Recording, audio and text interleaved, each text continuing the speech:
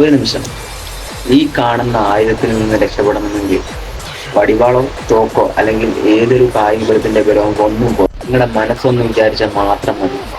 എങ്ങനെയാണെന്ന് അറിയണ്ടേ?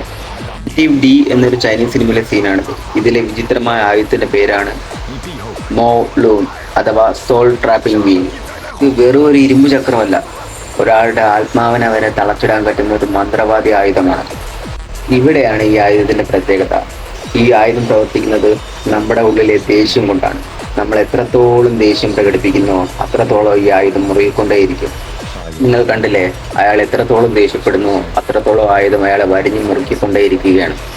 എന്നാൽ ആ സന്യാസി ചെയ്ത കണ്ടോ, മനസ്സിനെ ശാന്തമാക്കി ഉള്ളിലെ ദേഷ്യം എല്ലാം ഉപേക്ഷിച്ചു. അതുപോലെ മറ്റേയാളോട് ചെയ്യാൻ പറഞ്ഞപ്പോൾ അയാളും ചെയ്തു. അങ്ങനെ ആയുധത്തിൽ നിന്നാണ് അയാളെ രക്ഷപ്പെടുന്നത്. ഇതിലൂടെ വലിയൊരു മെസ്സേജ് ആണ് നമുക്ക് തരുന്നത്. ഇതുപോലുള്ള കൂടുതൽ വീഡിയോക്കായി ഈ ചാനൽ ഒന്ന് ഫോളോ ചെയ്ത് വെച്ചേക്കും.